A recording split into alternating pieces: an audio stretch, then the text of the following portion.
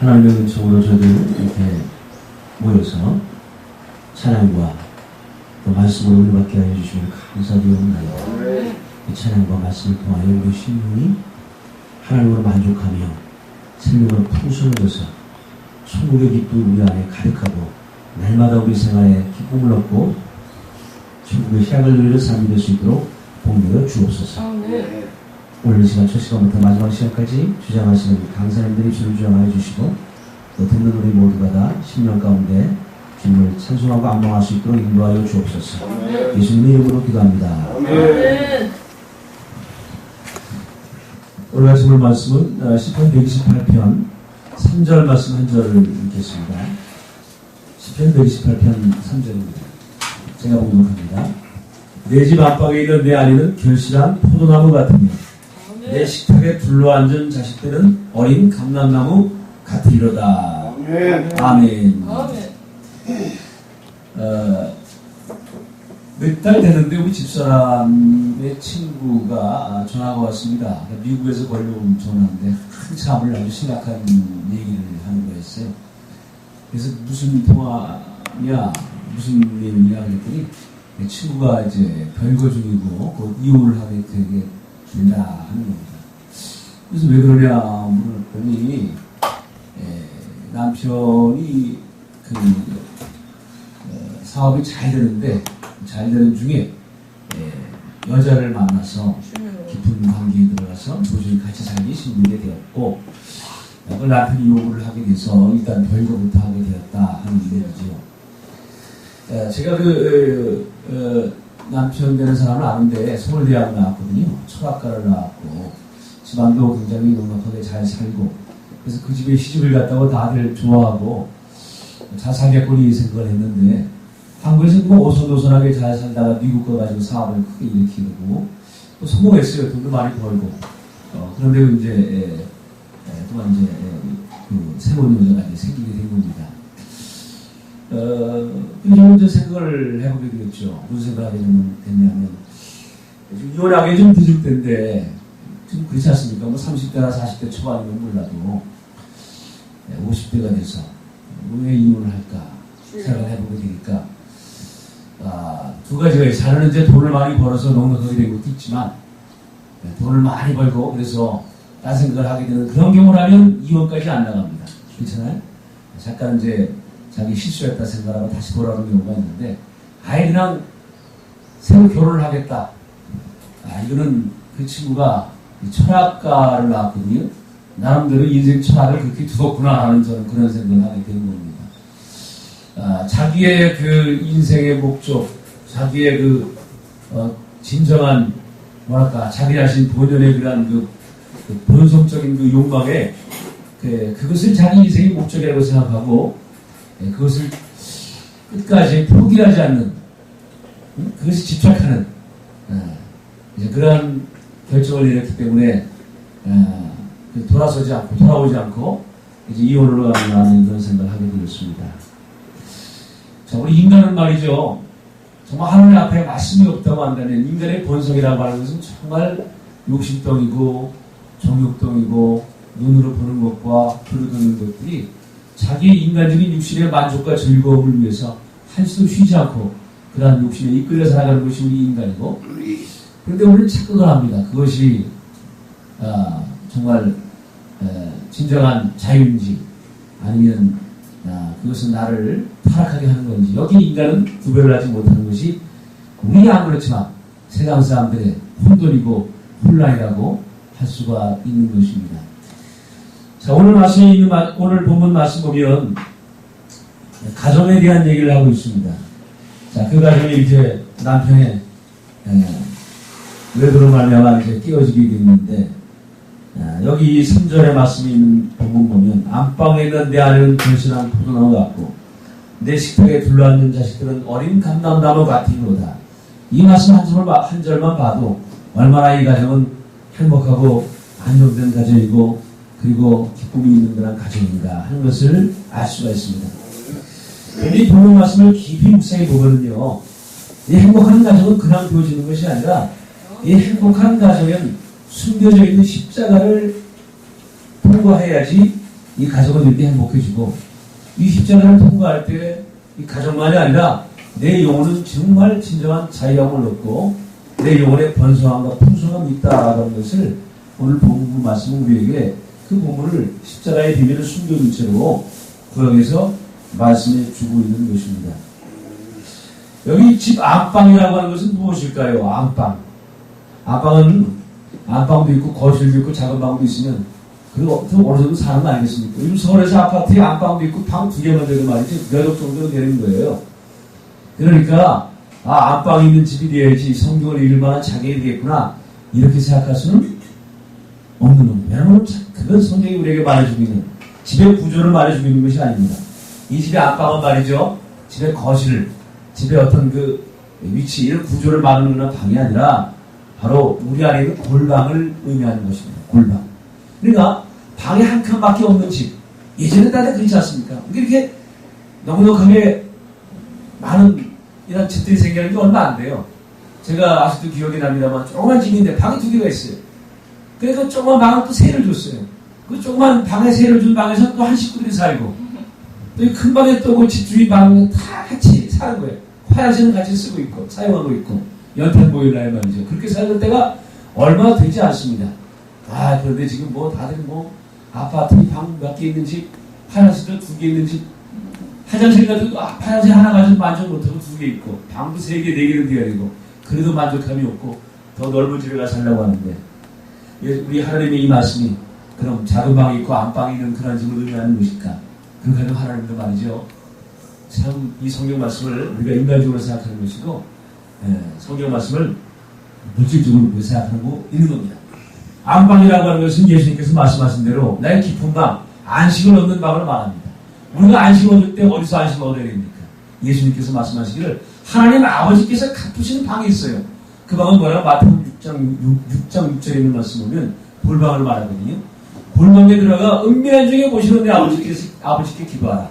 은밀한 중에 보시는 내 아버지께서 갚으시리라. 은밀한 중에 하나님 아버지께서 보시고 들으시는 그 방이 내 심령의 안식을 얻는 심령의 방, 안방이 되는 것입니다. 다시 말하면 이 방이라고 하는 것은 내 심령, 내 영혼 깊은 곳, 내 심령의 깊은 곳, 우리 영혼이 있는 곳이 내 영혼의 거실이 있는 곳을 내 영혼의 자리가 바로 내 영혼이 있는 그 자리가 바로 우리에게 안방이 되는 것이죠. 다시 말하면 내 영혼은 나의 심령에 지성소가 있는데 그 지성소에서 하나님 아버지를 만나는 것이 나의 안방이라고 하는 것입니다. 이 심령의 안방을 가진 자, 심령의 골방이 있는 자에서 우리는 아내를 만나게 됩니다. 이 아내는 무엇입니까? 아내는 성경에서 여자와 다른 의미로 쓰여지고 있습니다. 우리가 구약 성경에 보면 여자, 하와라는 여자의 의미도 있지만 이시아라고 하는 아내의 역할이 있어요. 성경을 보면 이 역할이 굉장히 중요한 것인데 말이죠. 예를 들어서 야곱이 라헬을 만나지 않습니까? 그럼 라헬에게 이끌리는 거예요. 라헬은 성경을 본문을 보면 참 욕심도 많은 것 같고 질투도 많은 것 같지만 그 라헬의 역할이 있다고 한다면 야곱을 이끄는 역할을 하는 거죠. 그래서 이와 마찬가지로 아내의 역할이 있어요. 다시 말하면 야곱이 라헬에게 이끌려 하나님의 경륜에 이끌려가는 것입니다. 다시 말하면 이 아내의 역할은 내 영혼을 이끄는 그리스도의 역할을 의미하는 것인데 내 집 안방에 있는 내 아내라고 한다면 우리 집 안방에 있는 내 심령 안에 있는 내 영혼을 말합니다. 이 영혼이 결실한 포도나무 같은 이러한 영혼의 상태를 의미하고 있는 것입니다. 그래서 내 심령의 골방에 내 영혼이 결실한 포도나무 같아요. 결실한 포도나무 어떠한 포도나무겠습니까? 이 포도나무 우리는 이 포도가 참 과일 중에 하나입니다. 근데 이스라엘에게 이 포도는 오직 유일한 과일이에요. 생명을 있게 하는 젖줄과 마찬가지입니다.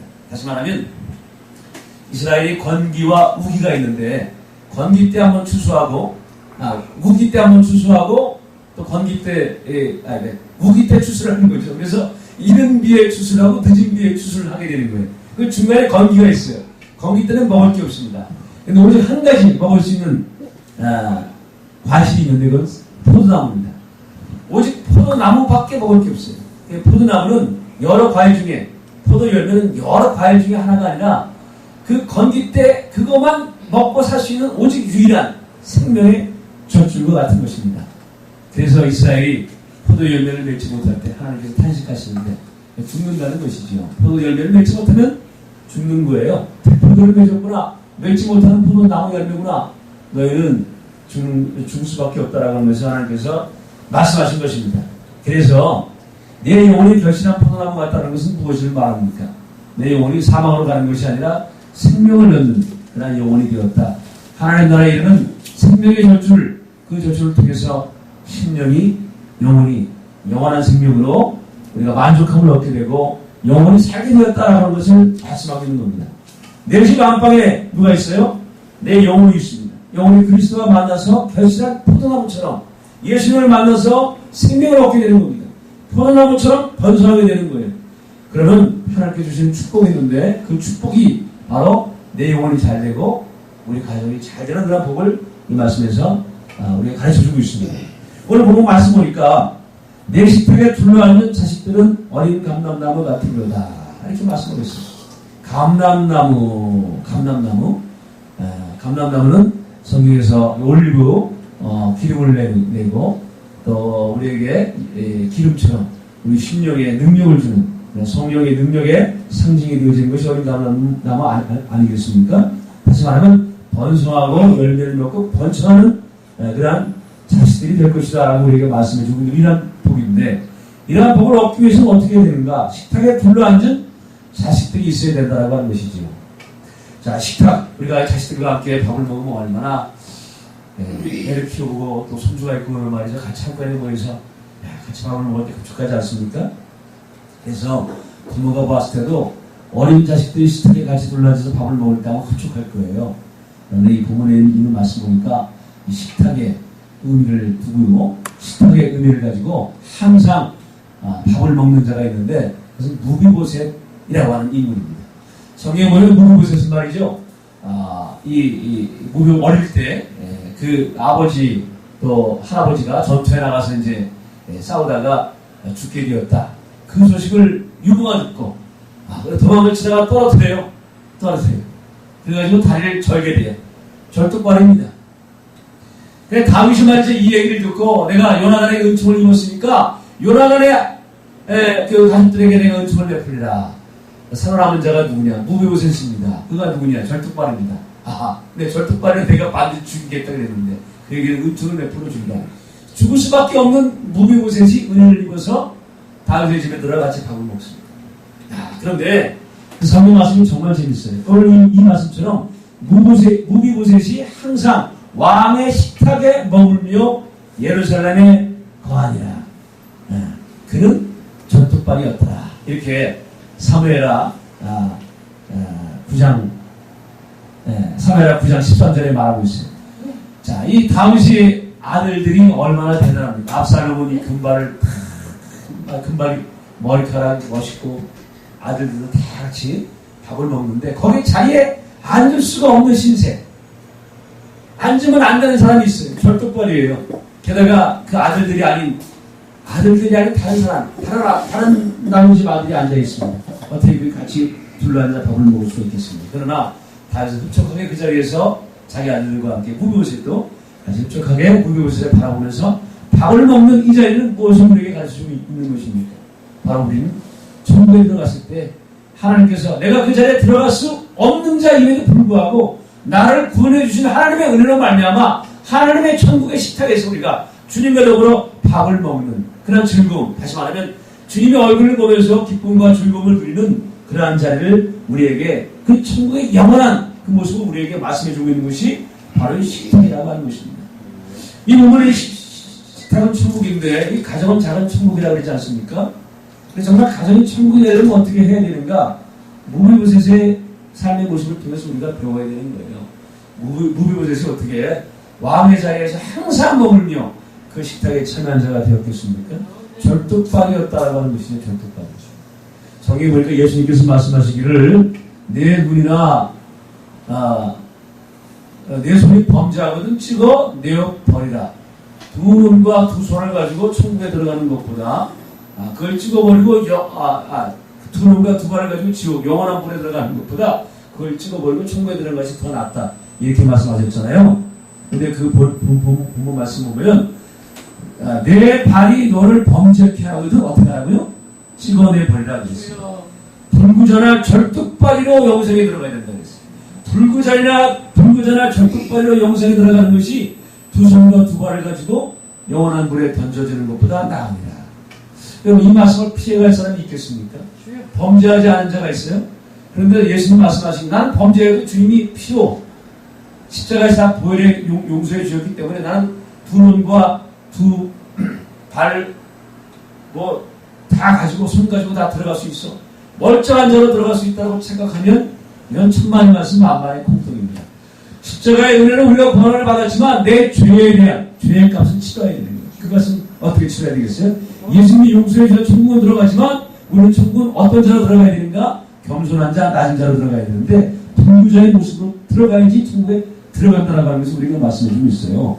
범죄케 하거든 내 손이나 내 발이 범죄케 하거든 찍어버리라고 말씀하고 있어요. 천국은 누가 들어가는가? 불구자가 들어가야 돼요. 절뚝발이가 들어가는 것입니다.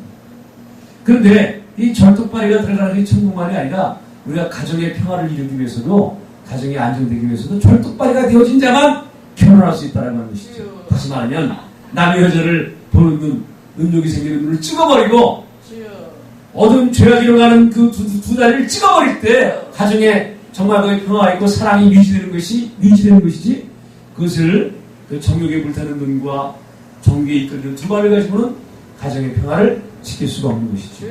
배웠다고 하는 사람도 이것이 인생의 목적이고 나의 가치를 발휘하고 나의 인생의 목적을 달성하는 것이라고 착각을 하는 가운데 있어요. 저는 그래서 단호하게 말씀합니다. 가정도 우리가 두 눈과 두 발이 찍어버려야 우리 가정의 평화가 있는데 가정이 안정되어지는데 천국은 누가 들어가는가? 손이나 발이 찍어버린 자, 불구자나 절뚝발이가 천국에 들어간다고 말씀하고 있습니다. 그래서 내 집 안방에 있는 내 아내가 결실한 풀나무 같으며 내 식탁에 둘러앉은 자식들은 누구를 말합니까? 하나님의 식탁에서 둘러앉은 자, 하나님 나라의 천국에서 둘러앉은 자는 절뚝발이가 둘러앉아야 한다라고 하는 것이지요. 제가 좋아하는 찬양 가운데 이 불속이라도 들어가서라는 찬양이 있습니다. 여기 최수동이라는 전도사, 지금 목사님이 쓰신 이 은혜로운 가사인데 참 가사가 은혜스럽고 지금은 잘 부릅니다. 2절에 이런 말씀이 있어요. 이런 가사입니다. 탕자를 살려준 주님 말씀에 죄인의 두 다리 묻어두었네. 죄인의 두 다리가 묻어두어야 살려준 은혜에 그 은혜를 찬송하고 은혜에 따라 살아갈 수가 있는 것입니다. 두 다리를 묶여둔 자가 아들이여 일어나 내 손을 잡고 남은 몸 모든 영혼 파치라 하네. 두 다리가 묻어져야지 내 손을 잡고 일으키시며 모든 영혼 주님의 해주심 있는 같은 그리스도의 사람으로 살아갈 수가 있는 것입니다.